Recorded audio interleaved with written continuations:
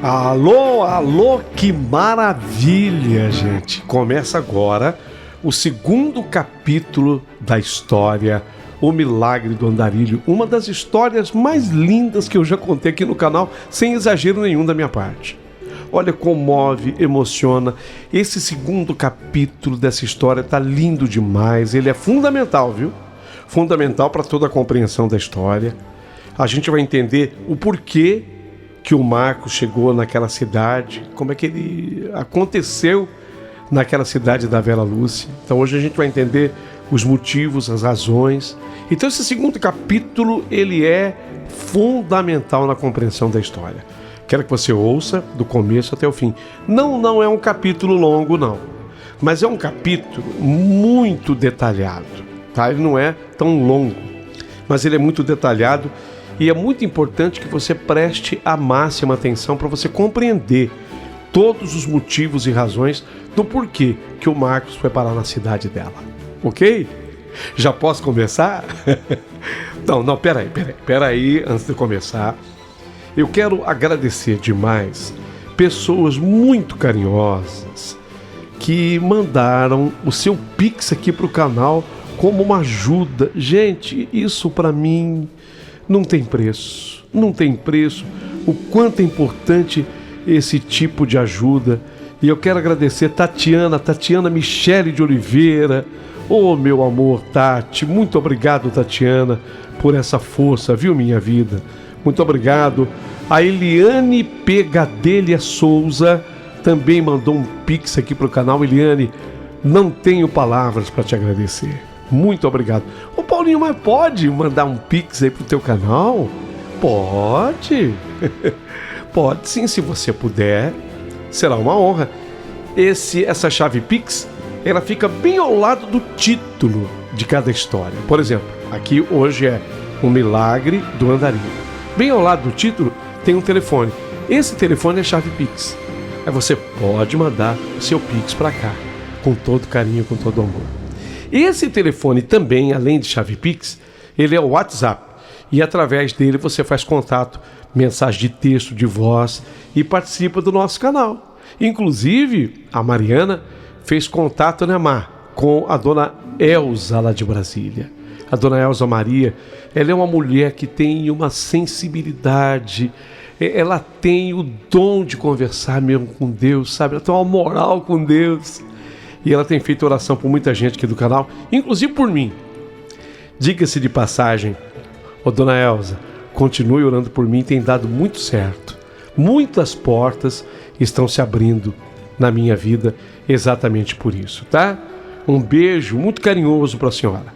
Então você pode participar também através do nosso WhatsApp, mandando um recadinho e pedindo a tua oração para a dona Elza, lá de Brasília, e a Mariana se encarrega de entregar.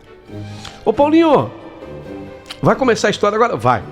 Mas antes de começar a história, eu quero agradecer demais Sheila Marques, que já era nossa assinante e voltou a ser. Ô Sheila, você não sabe a importância que isso tem.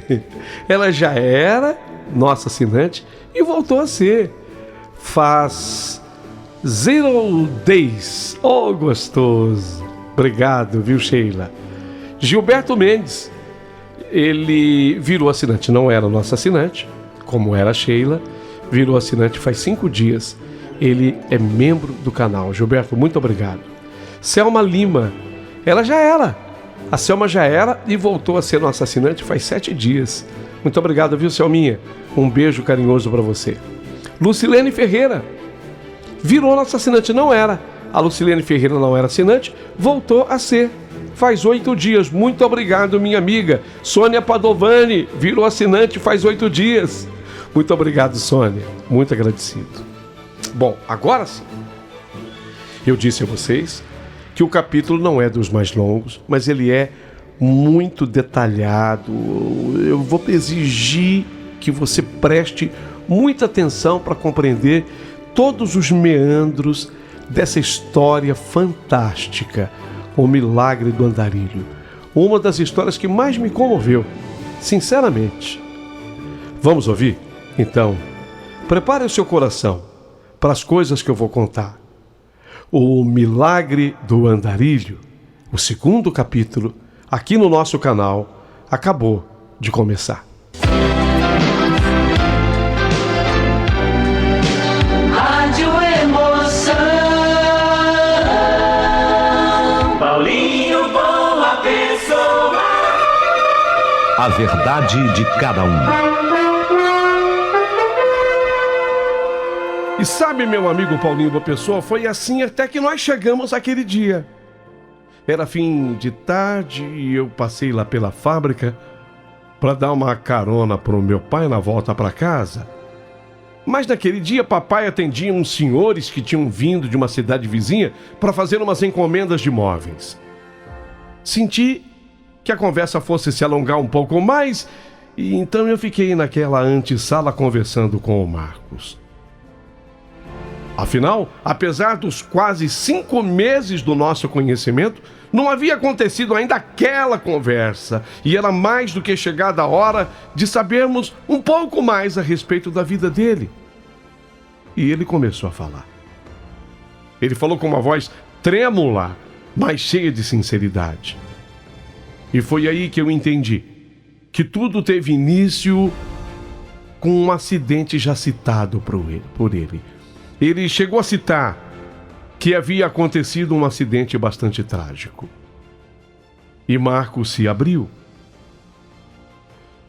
Vera Lúcia, naquele dia eu voltava com a Marli. Marli? Sim, a Marli, minha ex-mulher.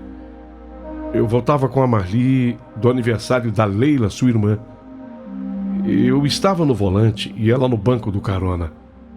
O nosso filho Bruno, de 4 anos, estava dormindo e nós o deitamos no banco traseiro do carro. E eu não sei por que a Marli resolveu ter aquela conversa comigo justo na volta daquela festa. Talvez porque tivesse se encorajado, ela tinha bebido um pouco mais. O Naylor, o marido da Leila, era exímio barman, e quando ele cismava de preparar os aperitivos, batidas e caipirinhas, tudo ficava de fato uma delícia. E naquela festa, a minha mulher até exagerou um pouquinho. Havia motivo, porque na festa da irmã dela estava presente o pivô daquela nossa conversa. O Luiz Roberto, Beto.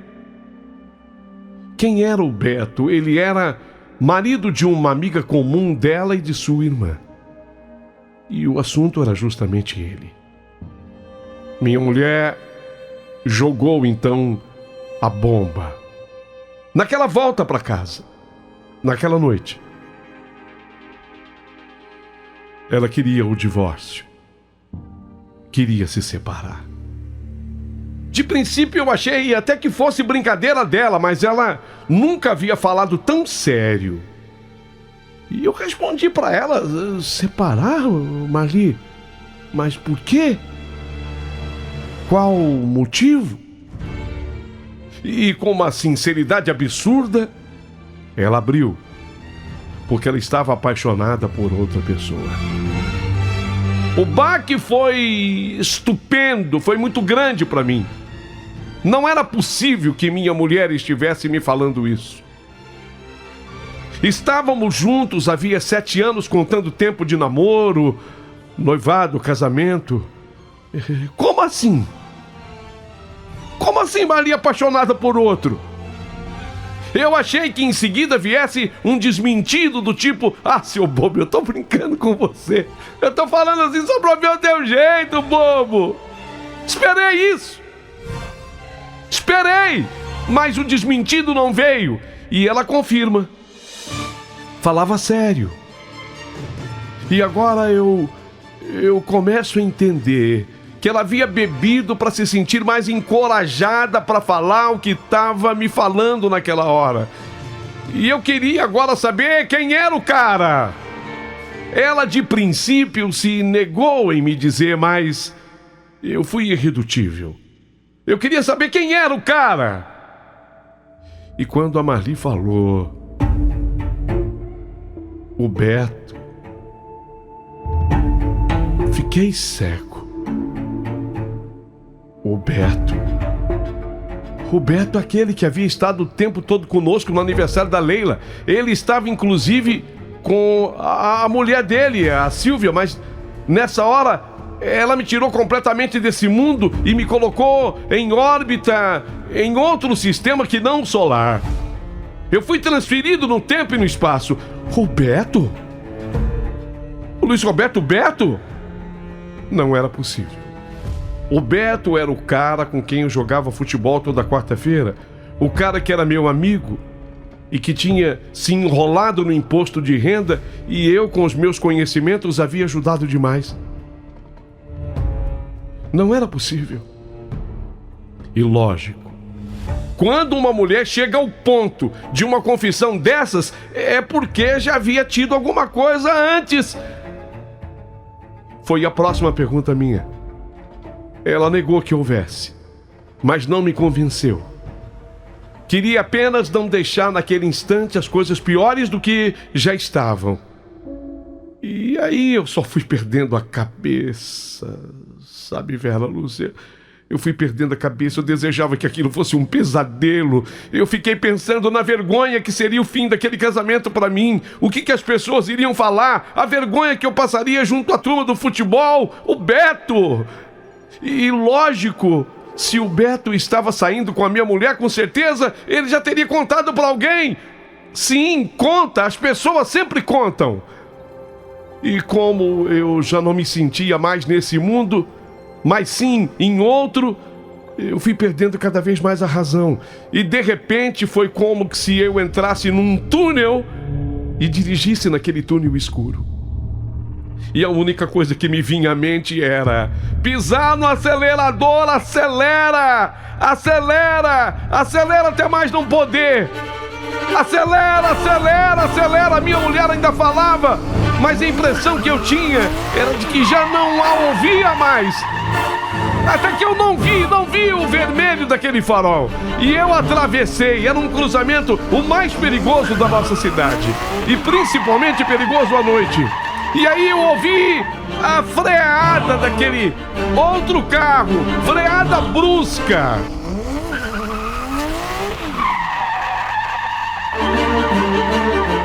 O que pareceu ser de um carro mais pesado. E houve a batida no meu carro. Mas apenas no para-choque traseiro. Então o meu carro, ele girou, ele rodou. Eu que vinha tão veloz, eu consegui cruzar o farol. Então ele pegou só a parte traseira, o para-choque traseiro. Mas na pancada, quando o meu carro girou, eu tentei ir na direção e o carro capotou.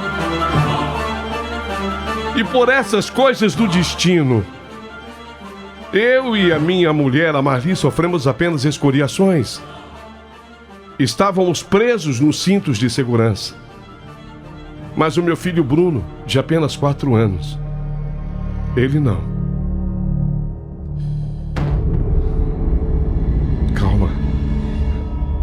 Se você quiser parar. Não.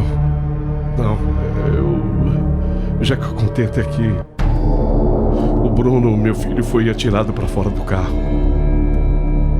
E para ele não houve nenhuma chance, nenhum socorro. Meu menino, meu filho Bruno, ele morreu dormindo como estava. Já dentro do carro, enquanto permanecíamos presos pelos cintos de segurança até que o socorro voltasse, a minha mulher gritava que eu tinha matado o nosso filho. E ao ouvir esses gritos dela, eu me dizia, sabe, se fiz isso, Se fiz isso, nunca irei me perdoar, nunca. Nunca. E lamentavelmente era justamente o que eu havia feito. Uma grande tragédia se abateu sobre nós. O velório e enterro do meu filho foi a coisa mais triste que eu poderia viver.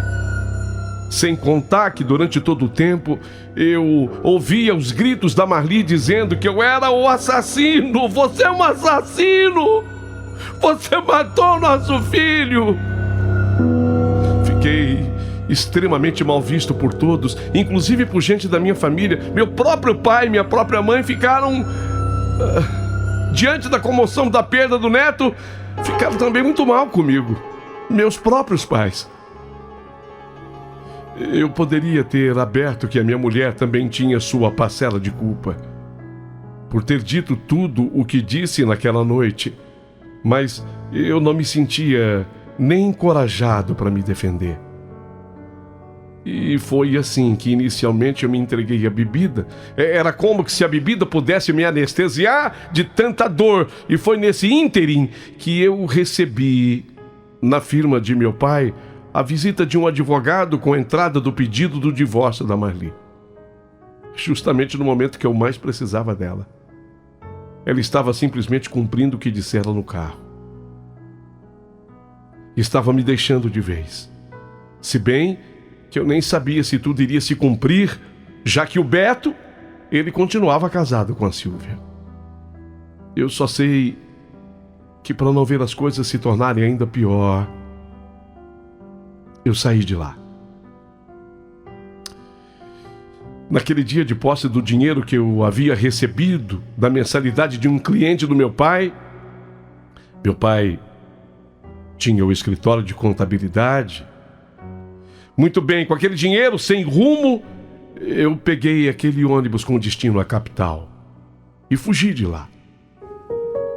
Não deixei pistas, não falei para onde eu ia, mas na capital o dinheiro logo acabou. E eu acabei indo para a rua. E diante da depressão terrível na qual eu me meti, fui vítima. Eu passei a morar na rua da capital. Para suportar, bebia, mas fui também apresentado às drogas. E foi aí, sabe, o começo do meu fim. O papai terminou. Ele pode entrar aqui? Lógico. Vem cá, pai.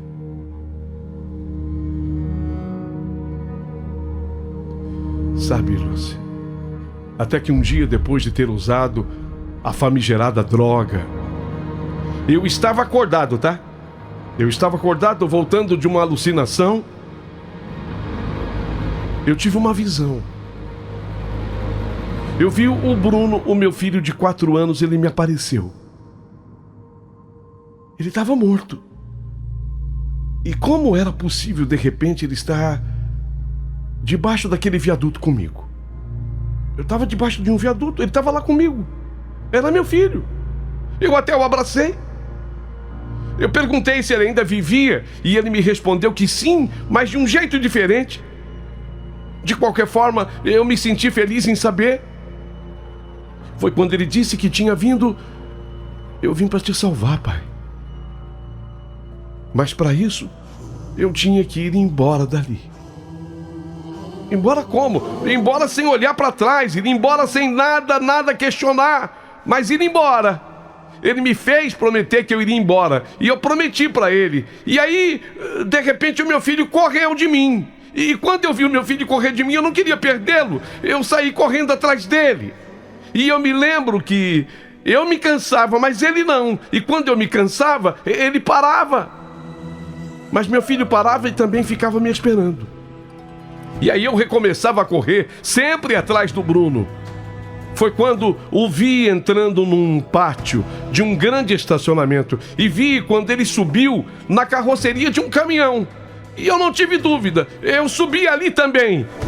Mas quando eu já estava dentro da carroceria, eu não vi mais o Bruno. Ele não estava mais lá na carroceria do caminhão. Ele tinha sumido. Eu fiquei triste, muito triste. Bruno! Cheguei a chamar. Bruno! Bruno, cadê você? Bruno! Cheguei a chamar, Bruno! E como ele não aparecia mais, triste que eu estava, me deitei na carroceria daquele caminhão e comecei a chorar. Chorei tanto, mas sem me levantar, sempre deitado, até porque eu não tinha a menor condição de me levantar, porque eu sentia o mundo inteiro rodar. Foi quando tudo escureceu. Eu não sei, eu acho que de fato anoiteceu, que tudo ficou escuro. E eu dormi. Mais do que dormir, eu acho que eu desmaiei. Sei lá, eu perdi os sentidos. Eu apaguei. Só sei que foi por muito tempo. E quando eu recobrei a consciência, eu tentei me levantar, mas de novo eu não consegui. O caminhão estava em movimento, o caminhão estava correndo. O caminhão estava correndo muito. E eu lá deitado na carroceria. Só teria chance de levantar-me quando o caminhão parasse. E demorou tanto para ele parar. Tanto que a noite foi virando dia. E só quando estava amanhecendo o caminhão parou. E eu vi que ele parou num posto beira de estrada. Agora sim, eu fiquei de pé. Mas o motorista do caminhão, ao descer do caminhão, ele me viu, porque eu fiquei de pé na carroceria. E o motorista, assustado, perguntou o que eu estava fazendo ali. Eu falei a verdade, foi o meu filho quem me trouxe até o caminhão. Desce daí! Disse o motorista, desce daí! Ele viu o meu estado, eu estava todo sujo, roupas sujas, já rasgadas. Ele disse que me deixaria ali, naquele posto à beira da estrada. Eu nem sabia onde eu estava. Fiquei na beira do caminhão dele, assim, sem rumo, sabe? Pensando no que eu ia fazer. O motorista entrou no posto e quando ele saiu de lá para pegar o caminhão de volta, ele me trouxe no posto um lanche e um refrigerante e me entregou. Eu devorei aquele lanche. Sabe quando você tá com fome de muitos dias? Eu devorei aquele lanche, aquele refrigerante. Foi quando ele se tocou do tamanho da fome que eu estava e me perguntou se eu queria mais um. E a minha fome era tanta que eu disse que sim. Ele pediu que eu esperasse e ele voltou com outro lanche. E ficou mais uma vez vendo eu comer. Quando eu terminei, agradeci ao motorista. E ele então me disse: 50 quilômetros daqui mais ou menos tem uma cidade. Se você quiser eu te deixo lá. Mas do jeito que você tá sujo assim, todo sujo assim, não dá pra te levar na cabine não, tem que ser na carroceria. Não tenho nenhuma condição de te colocar na frente. Naquela hora eu vi que o caminhoneiro, apesar disso, tinha um excelente coração. Eu agradeci a ele e subi novamente na carroceria. E ele me orientou: deita de novo, porque os guardas não podem te ver aí. Tem uma lona aí, se cobre com ela. E assim o caminhoneiro partiu. E minutos depois chegou a cidade era essa aqui. E quando eu desci do caminhão, o motorista também desceu e me olhando falou: rapaz, você tem jeito de ser gente boa. Senti isso desde o primeiro momento que eu lhe vi. Você falou que foi seu filho que trouxe você até meu caminhão? Tudo bem, eu vou acreditar. Mas escuta, quando eu vinha nesses quilômetros aqui pensando no você, senti de lhe dizer isso. Então, pelo amor que você tem nesse seu filho, é menino? Então, pelo amor que você tem nele, não faça mais o que você estava fazendo, não. Volte a ser a boa pessoa que você sempre foi. Porque uma coisa você pode ter certeza: Jesus te ama, rapaz. Você precisa saber disso. Você sabe que dia é hoje? Eu respondi para o caminhoneiro que não. Não, senhor. Eu não sei que dia é hoje. Sabia. Hoje é 24 de dezembro. véspera do Natal, e creia, Jesus quer renascer no seu coração. Sabe, Vera, e seu Oswaldo, ninguém nunca me havia falado de Jesus daquele jeito, tão acessível, tão possível, tão próximo a mim. Quando ele falou que Jesus queria renascer no meu coração, lágrimas desceram na hora. E quando eu quis encarar o caminhoneiro, ele já tinha entrado no caminhão, ele deu partida, ligou o motor do caminhão e partiu. E quando eu olhei na traseira do caminhão, eu vi escrito no para-choque: Pai, te amo. Assinado Bruno.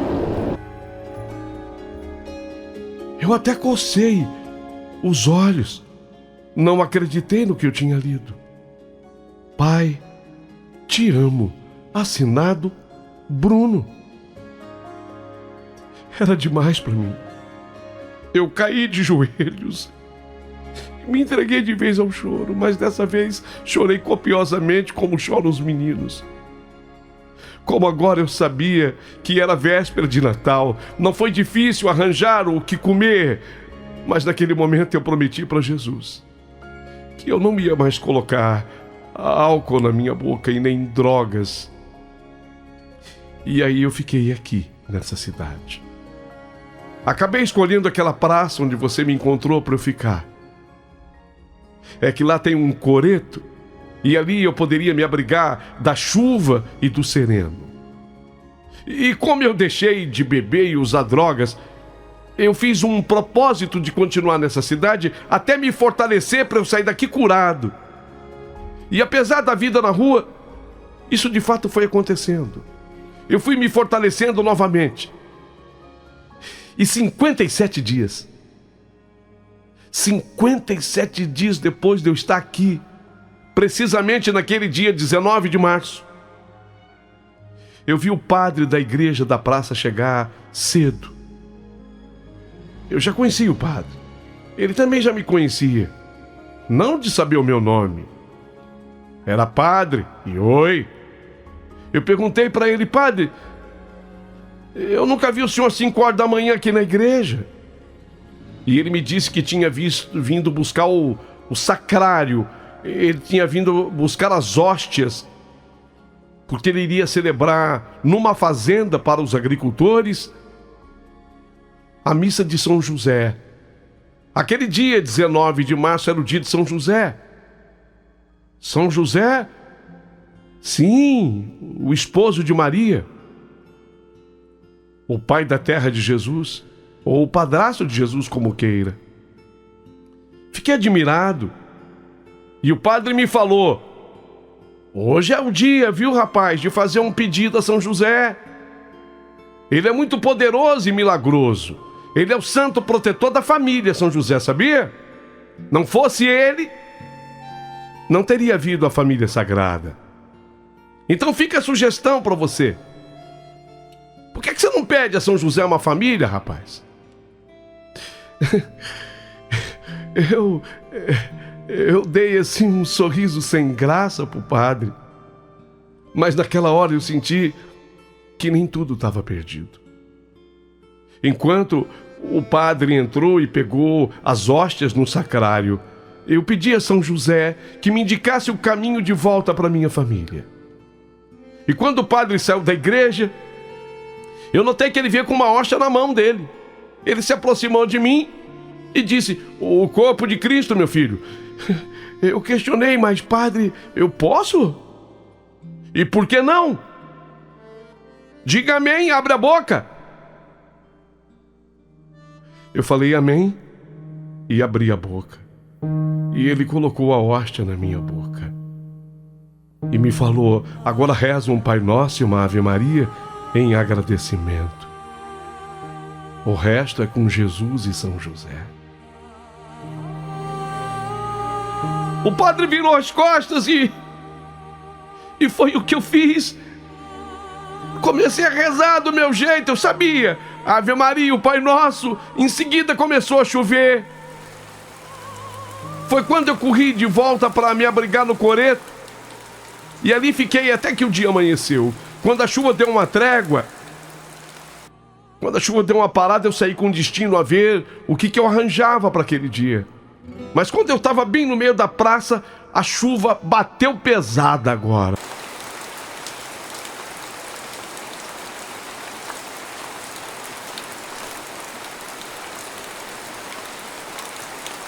E não deu mais tempo de correr.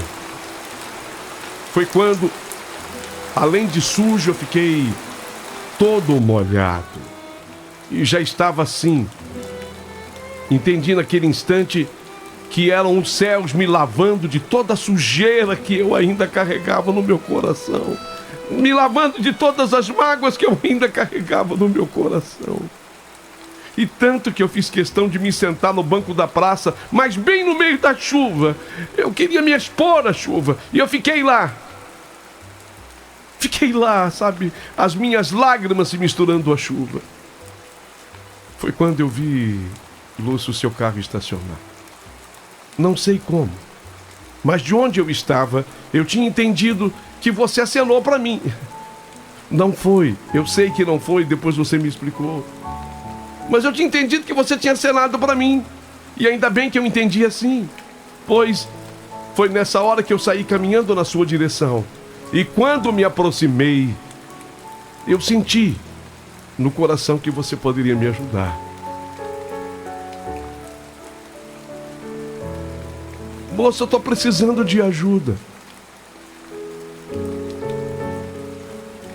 Eu estou com fome. Eu estou precisando de ajuda. Eu tinha certeza que você ia fechar a janela que você tinha aberto um pouquinho e ia partir com aquele carro, mas não foi o que você fez. Ah, Vera Lúcia, você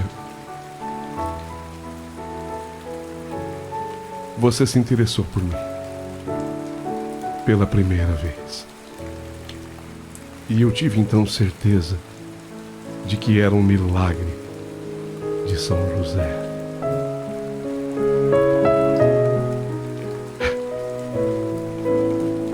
Eu lembrei do padre, lembrei da hóstia.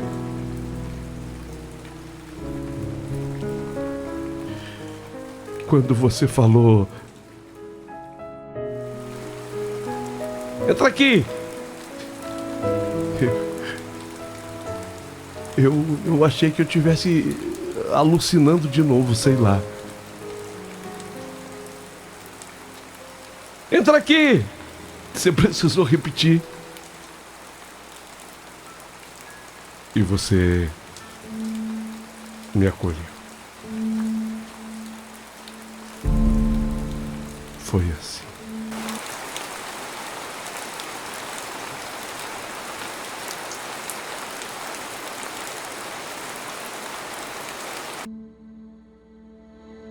O resto da história, Vera, seu Oswaldo, vocês sabem.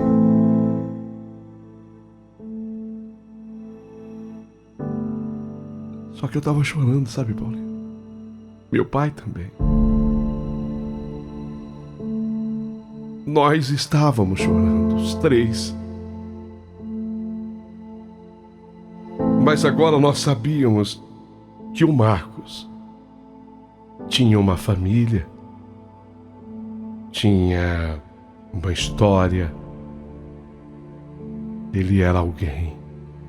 Bom, sempre fora, mas agora com origem.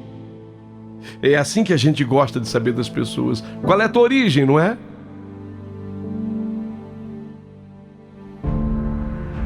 Faltava eu e meu pai reconduzir aquele rapaz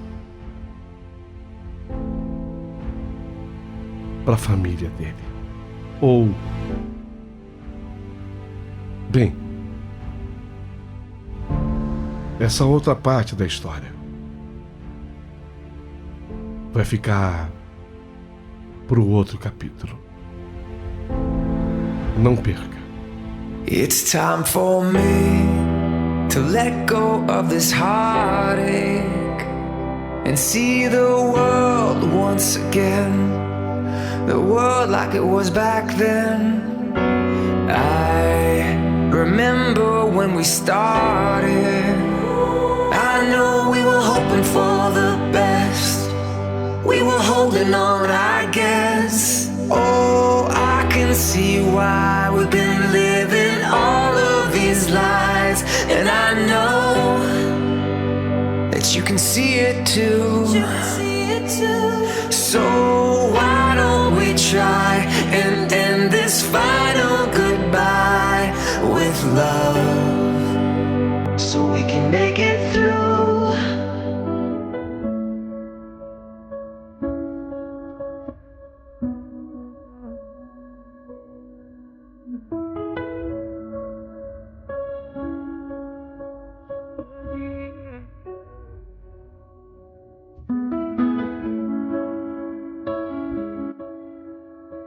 Voltar a ser criança.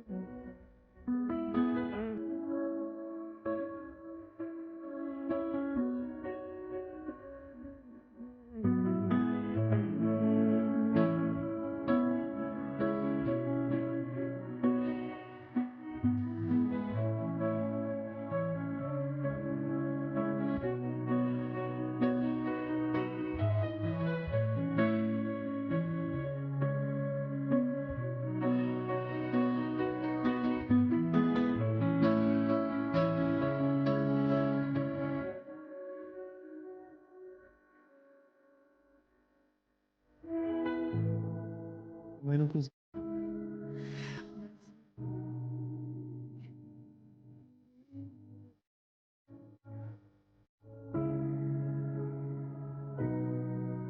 Por que que a gente cresce e as coisas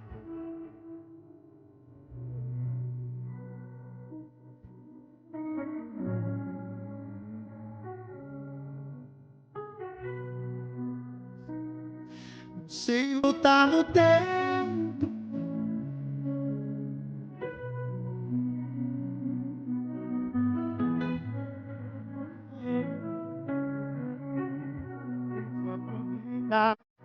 Dizer te amo tantas vezes até outros.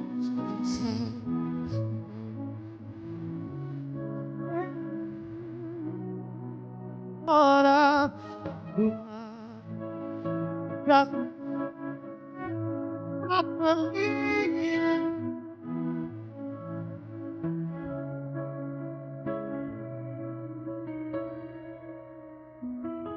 Diz